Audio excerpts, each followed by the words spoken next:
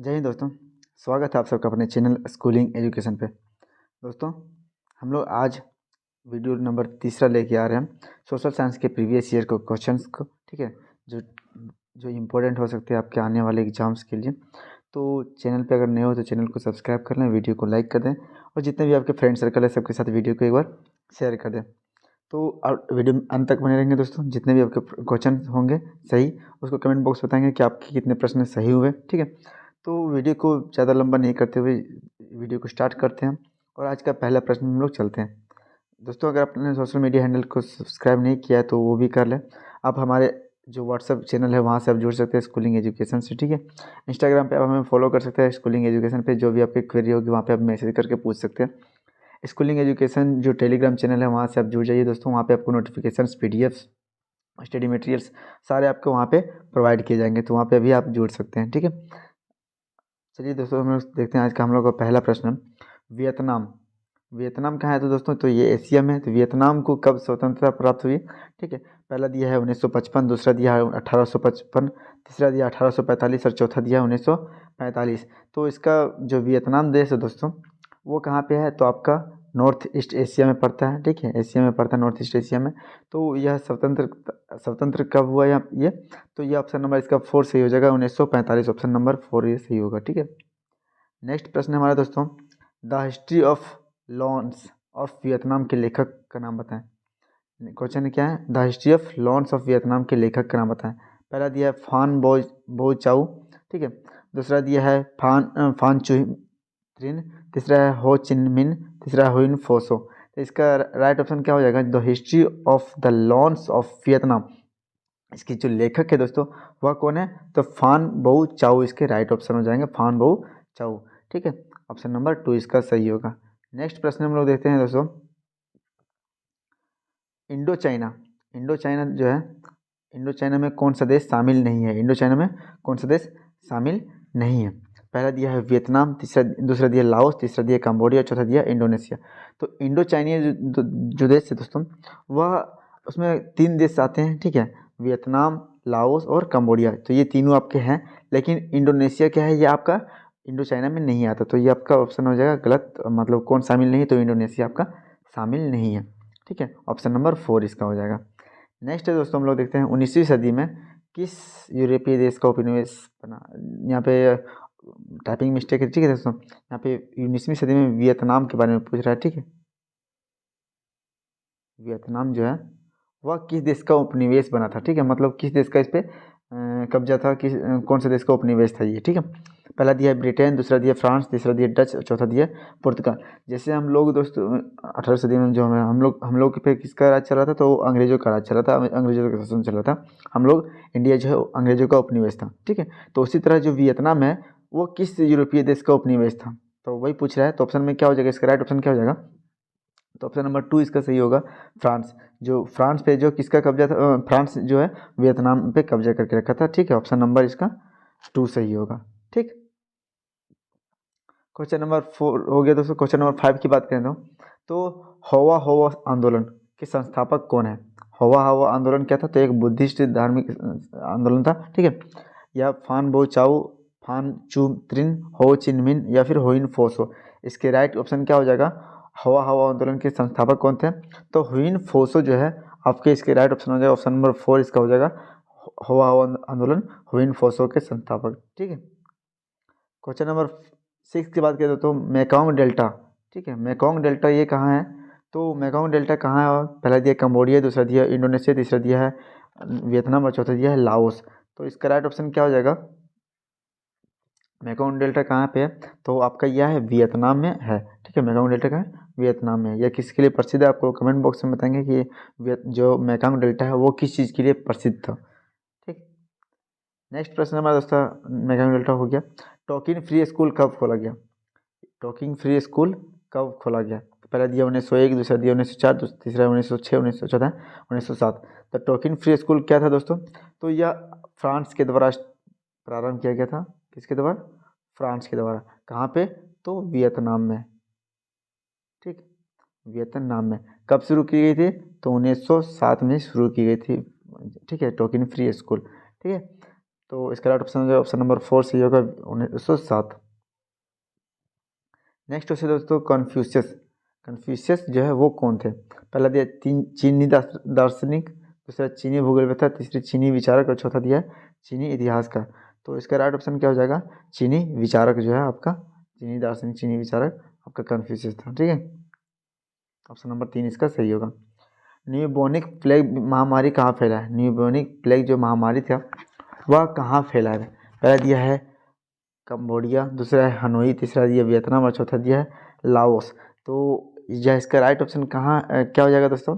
जो न्यूबोनिक प्लेग बीमारी है वो किससे फैला था? तो चूहों से फैला था। किससे फैला था? चूहों से फैला था। ठीक है, क्या किया गया था दोस्तों? तो जो हनोई शहर है उसको नई तकनीक के द्वारा क्या बोलते हैं, उसको बसाया गया था। तो जो उसका ड्रेनेज सिस्टम था, नली था, तो उसमें चूहों के विकास के लिए भी उसको कुछ उपयुक्त जगह मिल गया, तो जिसके कारण वहाँ पे चूहे की संख्या में बढ़ोतरी हुई। ठीक है, जिसके कारण देखते हैं बाद में कि चूहों के कारण प्लेग की बीमारी फैलती है, न्यूमोनिक प्लेग महामारी। ठीक है, कहाँ फैली थी? तो हनोई की राजधानी सॉरी वियतनाम की राजधानी हनोई में फैली थी। तो इसका राइट ऑप्शन हो जाएगा हनोई होगा। ठीक है, ऑप्शन नंबर 2 इसका सही हो जाएगा। नेक्स्ट क्वेश्चन नंबर 10 है दोस्तों, स्कोलर रिवोल्ट कब हुआ था? स्कोलर रिवोल्ट कब हुआ था? तो ऑप्शन 1 1869, दूसरा 1862, तीसरा 1868 और चौथा दिया 1866। ठीक है, तो जो स्कोलर रिवोल्ट है दोस्तों वह कब हुआ था? तो आपको ऑप्शन नंबर 3 सही होगा 1868। ठीक है, स्कोलर रिवोल्ट 1868 में हुआ था। ठीक, क्वेश्चन नंबर 11 की बात करें दोस्तों, वियतनामी जो कम्युनिस्ट पार्टी है उसकी स्थापना कब हुई थी और किसने की थी? ठीक है, पहला दिया है 1930 फान बो चाउ, फिर दिया है 1930 फान चू त्रिन, फिर है 1930 हो चिन मिन, या फिर 1930 हुइन फोसो। तो जो आपके वियतनामी कम्युनिस्ट पार्टी है उसकी स्थापना किसने की थी? तो 1930 में हो चिन मिन ने की थी। ऑप्शन नंबर 3 इसका सही हो जाएगा। हो चिन मिन ने 1930 में वियतनामी कम्युनिस्ट पार्टी की स्थापना की थी। ठीक है, राइट ऑप्शन ऑप्शन नंबर 3 इसका सही होगा। आप लोग कमेंट बॉक्स में बताते जाएंगे दोस्तों कि आपको कितने प्रश्न सही हो रहे हैं। ठीक है, ऑप्शन करते जाइए, टिक करते जाइए आपके प्रश्न। ठीक है, इससे कोई किसी प्रश्न का जवाब दे रहे हैं तो 11 का क्या होगा, उसका बगल में उसका लिखेंगे 11A 11B। ठीक है, इस तरह करके आपका आंसर जो है आप कमेंट बॉक्स में पिन करते जाइए। ठीक है, क्वेश्चन नंबर 12 दोस्तों, आधुनिक वियतनाम का निर्माता किसे कहा गया? आधुनिक वियतनाम जो है उसका निर्माता किसे कहा गया? पहला दिया फान बो चाउ, दूसरा फान चू त्रिन, तीसरा दिया हो चिन मिन और चौथा है होइन फोसो। तो इसमें ऑप्शन क्या सही हो जाएगा? जो वियतनाम आधुनिक वियतनाम की जो है उसका निर्माता किसको कहा गया है? तो हो चिन मिन। ठीक है, हो चिन मिन को आधुनिक वियतनाम का निर्माता कहा गया। ठीक है, इन्होंने क्या किया था? तो 1930 में भी मैंने बताया पिछले क्वेश्चन में, 1930 में क्या किया था? वियतनामी कम्युनिस्ट पार्टी की स्थापना की थी हो चिन मिन ने। ठीक है, इसको आधुनिक वियतनाम का निर्माता भी कहा जाता है। नेक्स्ट प्रश्न है हमारा दोस्तों, महात्मा गांधी जी ने भारत में सबसे पहला सत्याग्रह का उपयोग कहाँ किया था? जो सबसे पहला सत्याग्रह है वह उसका उपयोग कहाँ पे किया था? ठीक है, तो महात्मा गांधी जी जो है वह हम लोग देखते हैं कि वह वापस आते हैं, कहाँ से आते हैं? तो साउथ अफ्रीका से। उसके बाद जो है चंपारण, ठीक है, बिहार के चंपारण जो जिला है, ठीक है, पश्चिमी चंपारण, तो वहाँ पे एक नील आंदोलन होता है किसानों के द्वारा। ठीक है, नील किसानों के बगान किसानों के द्वारा। ठीक है, किसानों के द्वारा हम लोग देखते हैं नील आंदोलन होता है वहाँ पे। तो वहाँ पे गांधी जी को ले जाया जाता है, बुलाया किसके द्वारा बुलाया गया था? तो रामचंद्र शुक्ला के द्वारा बुलाया गया था गांधी जी को। वहाँ पे जो जो खेती करने वाले किसान थे उसकी हालतों को सुधार करने के लिए वहाँ पे जो आंदोलन हो रहा था उसको उसका नेतृत्व करने के लिए महात्मा गांधी जी को बुलाया जाता है। और यह आपका सफल होता है। यहाँ से गांधी जी क्या बोलते हैं, प्रसिद्ध होते हैं बहुत ज़्यादा ही। ठीक है, महात्मा गांधी जी ने सबसे पहला सत्याग्रह का उपयोग कहाँ किया था? तो वो आपका चंपारण हो जाएगा। ठीक है, नेक्स्ट दोस्तों, महात्मा ये तो हो गया। रोलेट एक्ट कब पारित किया गया? रोलेट एक्ट जो है इसको काला कानून के नाम से भी जाना जाता है, काला कानून के नाम से भी जानते हैं। ठीक, कब हुआ था? 1918, 1919, 1917, 1920। तो जो रोलेट एक्ट है वो कब हुआ था? तो यह आपका 1919 में आया था। ठीक, 1919 इसका राइट ऑप्शन ऑप्शन नंबर 2 जगह काला कानून आया था। यह जो है एक अच्छा अधिनियम आया था, तो जिसके कारण जो आंदोलन यहाँ पे बहुत ज़्यादा हो रहा था उसको दबाने के लिए किसी पे भी संदेह होता था तो पुलिस उसको पकड़ के ले जाती थी। कोई एफआईआर कोई नोटिस नहीं, डायरेक्ट उसको उठा के ले जाती थी। उसके विरोध में हम लोग देखते हैं जो पंजाब का अमृतसर है वहाँ पे जलियांवाला बाग में लोग इकट्ठा होते हैं बैसाखी के मेले में। ठीक है, बैसाखी के मेले के दिन जब जनरल डायर को पता चलता है तो जनरल डायर वहाँ पे उस बागान को पूरा घेर लेते हैं चारों साइड से पुलिस के द्वारा, बल के द्वारा। और वहाँ पे जो है वहाँ हज़ारों लाखों आदमी पे गोली चलाने का जो ऑर्डर दे देते हैं। वहाँ पे हम लोग देखते हैं पूरा बाग जो है खून खून हो जाता है। वो जलियांवाला बाग आज भी वो मंजर आता था तो हमें आंसू आता है।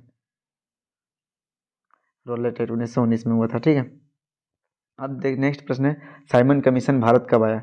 1928, 1929, 1927, 1930। तो साइमन कमीशन भारत कब आया था दोस्तों? तो साइमन कमीशन जो भारत आया था इसका अध्यक्ष जो है उसके उसके नाम पे इसका नाम पड़ा। ठीक है, साइमन जो है इनके अध्यक्ष थे। ठीक है, यह भारत में जो है उसकी स्थिति का जायजा लेने के लिए आया था। ठीक, तो जो इसके विरोध में हम लोग देखते हैं क्या होता है, साइमन गो बैक का नारा लगता है।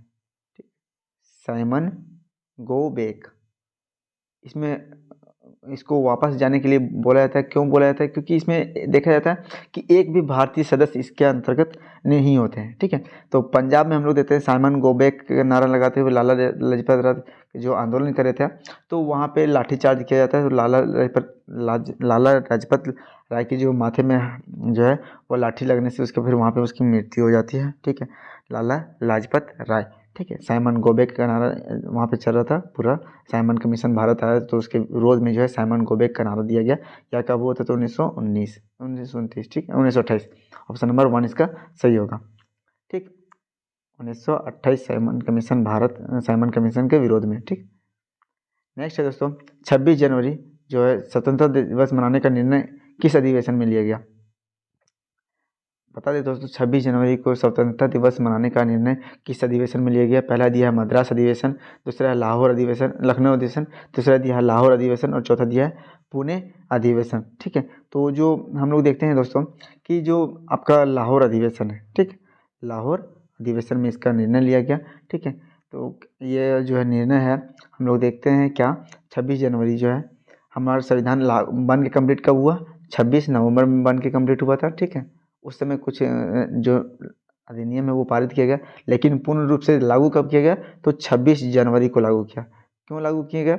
ठीक है, तो ये रीज़न था कि जो 1930 के टाइम था तो लाहौर की जो अधिवेशन हुआ वहाँ पे, तो जो लाहौर अधिवेशन में लोगों ने पूर्ण स्वराज की मांग की। किसकी मांग की थी? पूर्ण स्वराज की मांग की थी। ठीक है, और अपने आप को स्वतंत्र माना था। ठीक है, उसी टाइम पे 26 जनवरी को झंडा फहराया गया था और स्वतंत्र दिवस मनाने की घोषणा की गई थी कि हम लोग प्रत्येक वर्ष 26 जनवरी के दिन स्वतंत्रता दिवस मनाएंगे। ठीक, लेकिन हम हमारे भारत जो देश है वह उसको कब आज़ादी मिल गई? तो वह 15 अगस्त को आज़ादी मिल गई, 15 अगस्त को। ठीक है, तो अब 26 जनवरी को लोग तो वहाँ पे पहले से मनाते आ रहे थे। ठीक है, तो जब कानून हमारा बन के तैयार हुआ संविधान, ठीक, 26 नवंबर को बन के तैयार हुआ तो उसके टाइम में 2 महीने का 1.5 महीने का समय बचा हुआ था, 2 महीने का। तो लोगों ने निर्णय किया कि जो हम लोग ये जो संविधान है वह उसी दिन 26 जनवरी के दिन लागू करेंगे पूर्ण रूप से। तो उसी दिन से हम लोग गणतंत्र दिवस मनाते हैं 26 जनवरी को। ठीक है, और 26 नवंबर को क्या मनाते हैं? तो वो संविधान दिवस मनाते हैं। ऑप्शन नंबर इसका आपका हो जाएगा लाहौर अधिवेशन, ऑप्शन नंबर 3 सही होगा। ठीक है, 26 जनवरी को स्वतंत्रता दिवस मनाने का निर्णय कांग्रेस के अधिवेशन में लिया गया, लाहौर अधिवेशन में।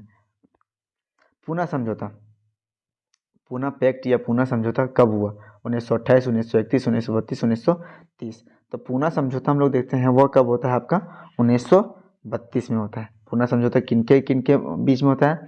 तो B.R. अम्बेडकर, ठीक है, B.R. अम्बेडकर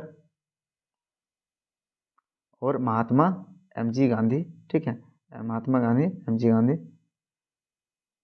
इनके बीच में पूना पैक्ट होता है या पूना समझौता होता है। ठीक है, कब होता है? 1932 में होता है। भाखड़ा नांगल घाटी जो नदी परियोजना है दोस्तों, भाखड़ा नांगल घाटी जो है वह किस नदी पे है? पहला दिया दामोदर नदी, दूसरा दिया सतलज नदी, तीसरा दिया चिनाब नदी, चौथा दिया रावी नदी। तो जो भाखड़ा नांगल घाटी परियोजना है वह किस नदी पे है? तो आपके सतलज नदी पे है। ऑप्शन नंबर 2 इसका हो जाएगा राइट ऑप्शन। ठीक है, भाखड़ा नांगल डैम आपका सतलज नदी पे है। नेक्स्ट प्रश्न है दोस्तों हमारा, भारत की सबसे पहली नदी घाटी परियोजना कौन सी थी? जो भारत की सबसे पहली नदी घाटी परियोजना है वह कौन सी थी? तो पहला दिया है दामोदर घाटी परियोजना, दूसरा है चंबल घाटी परियोजना, तीसरा है भाखड़ा नांगल और चौथा है नागार्जुन परियोजना। तो जो भारत की सबसे पहली नदी घाटी परियोजना है दोस्तों, यह आपका कब आया था? तो 1948 में। कब आया था? 1948 में दामोदर घाटी परियोजना के रूप में आया। क्यों? जो बंगाल जो है, आप दामोदर नदी जो झारखंड से गुजर के बंगाल में जाती है, तो बहुत सारे गादर और साधु को अपने साथ बहा के ले जाती थी, जिसके कारण बंगाल में बहुत ज़्यादा बाढ़ आता था, जिसको बंगाल का शोक भी कहा जाता है दामोदर नदी को। ठीक है, बंगाल का शोक कहने उसके बाद 1948 में जो है इसका दामोदर घाटी नदी परियोजना आता है। जो है किस बेसिस पे? एक जो यूएसए में है टेनेसी नदी, तो टेनेसी घाटी पे जो परियोजना बनी, टेनेसी नदी परियोजना घाटी परियोजना, उसी के आधार पर ये भी उसी को दिशा निर्देश उसी के बेस पे ये भी बना हुआ है। ठीक है, दामोदर घाटी परियोजना लाया गया 1948 में। यह भारत की सबसे पहली नदी घाटी परियोजना थी। जो है आपके जवाहरलाल नेहरू है, वह जो डैम है उसको भारत का मंदिर भी बोलते हैं। ठीक है, क्योंकि यह बहुत उद्देशिक परियोजना थी होती है। तो इसके साथ सिर्फ नदी में पानी को संरक्षण करने के अलावा इसके कई रूपों में काम आता है। ठीक है, बहुत ज़्यादा उपयोगी होते हैं, मत्स्य पालन, विद्युत उत्पादन या फिर कृषि के लिए, सारे के लिए इसको उपयोग किया जा सकता है। ठीक, नेक्स्ट है दोस्तों, कर्तन दहन प्रणाली को झारखंड में किस नाम से जाना जाता है? कर्तन दहन प्रणाली जो है उसको झारखंड में किस नाम से जाता है? पहला दिया झूम, दूसरा दिया कुरुआ, तीसरा दिया पलामू, चौथा दिया दीपा या दीपा। तो ठीक है, तो कर्तन दहन प्रणाली झारखंड में जो है वह आपका कुरुआ के नाम से जाना जाता है। ऑप्शन नंबर 2 इसका हो जाएगा। झारखंड में कर्तन दहन प्रणाली को कुरुआ के नाम से जानते हैं।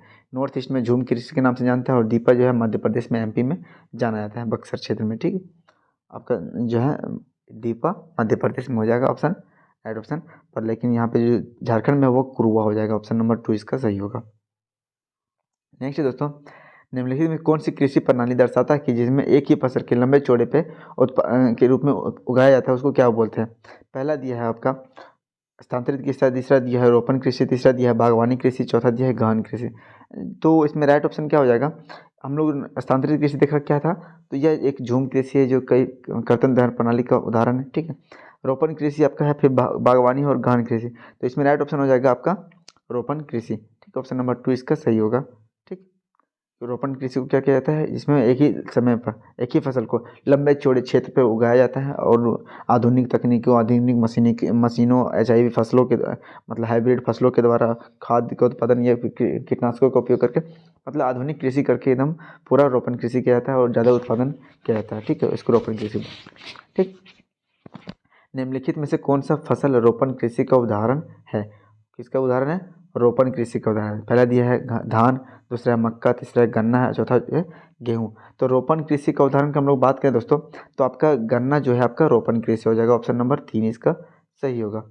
नेक्स्ट है दोस्तों, निम्नलिखित में कौन सा फसल गहन कृषि का उदाहरण है? गहन कृषि का उदाहरण पूछ रहे हैं। पहला गन्ना, दूसरा केला, तीसरा रबर और चौथा दिया है धान।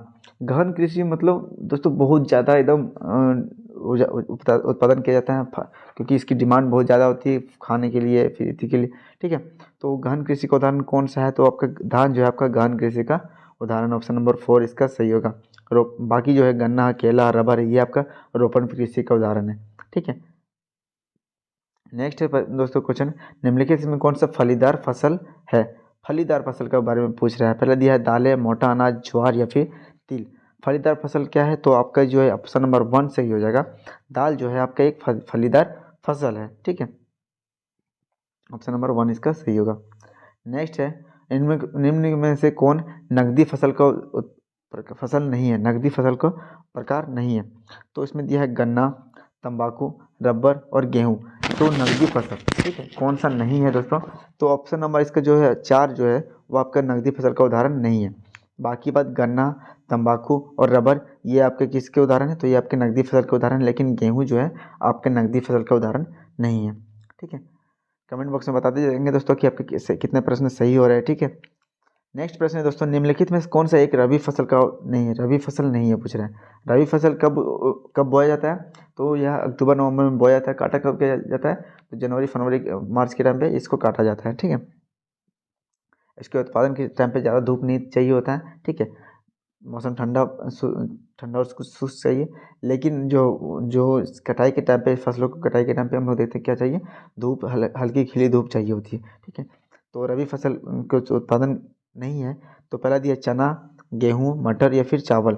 तो हम लोग देखते हैं दोस्तों, रबी जो फसल के टाइम पे है, ठंडा के टाइम पे हम लोग क्या क्या बोते हैं मेनली, तो चना का उत्पादन किया जाता है, गेहूँ का उत्पादन किया जाता है, मटर मतलब मटर मतलब वो आपका बीन्स, ठीक है, मटर सिमी। तो ये तीनों का हम लोग देते हैं उत्पादन करते हैं। लेकिन चावल का उत्पादन कब होता है, तो चावल का उत्पादन आपके वर्षा ऋतु के टाइम पे होता है, ठीक है। इसको हम लोग खरीफ फसल के नाम से जानते हैं, ठीक। नेक्स्ट है दोस्तों, निम्नलिखित में कौन सा रबी फसल नहीं है, ये तो हो गया आपका।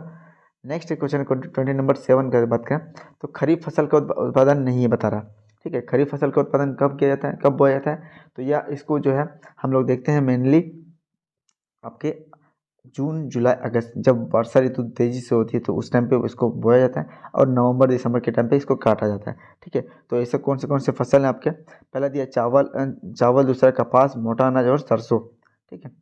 चावल, कपास, मोटा अनाज और सरसों इसका खरीफ फसल में दिया है। तो कौन सा नहीं है, तो हम लोग देखते हैं चावल का उत्पादन आप लोग वर्षा ऋतु के टाइम पे रोपते हैं, ठीक है, और अक्टूबर नवंबर में काटा जाता है इसको। कपास भी उसी तरह का फसल आपका खरीफ फसल का उदाहरण है। मोटा अनाज भी आपके खरीफ फसल के उदाहरण है। लेकिन जो सरसों है दोस्तों, वो आप हम लोग रबी फसल का उदाहरण, किसका उदाहरण है, रबी फसल का उदाहरण। तो ऑप्शन नंबर 4 इसका सही होगा, ठीक है। नेक्स्ट प्रश्न की बात करें दोस्तों, निम्नलिखित में से कौन सा फसल जायद फसल का उदाहरण नहीं है। जायद फसल अब कब उत्पादन किया जाता है, तो ग्रीष्म ऋतु में लोग देखते हैं कुछ सब्जियों के रूप में उत्पादन करते हैं सब्जी, ठीक है। तो उसको हम लोग जायद फसल के नाम से जानते हैं, ठीक है। तो इसमें सब्जी दिया है, मूंगफली दिया है, फिर खीर दिया है, खीरा, सॉरी यहाँ पे खीरा टाइपिंग मिस्टेक है, ठीक है, खीरा है और तरबूज है। तो जायद फसल इसमें से कौन सा उदाहरण नहीं है दोस्तों, तो हम लोग देखते हैं जो मूंगफली है, मूंगफली क्या होगा आपका, ये जायद फसल का उदाहरण नहीं है, लेकिन सब्जी हो हम लोग जायद फसल के रूप में उगाते हैं, जिसको हम लोग जेठुआ के नाम से भी जानते हैं, ठीक है। खीरा जेठुआ फसल है, तरबूज जेठुआ फसल है, मतलब इसका उत्पादन पानी वाले फसल जो है, जिससे हमें बॉडी को पानी प्राप्त होता है, ठीक है, उसको हम लोग क्या बोलते हैं, जायद फसल बोलते हैं। इसका उत्पादन कब करते हैं, ग्रीष्म ऋतु के टाइम पे करते हैं। नेक्स्ट प्रश्न है दोस्तों, सरकार इनमें से कौन सी घोषणा फसलों को राहत देने के लिए करती है, फसलों को राहत देने के लिए करती है, ठीक है।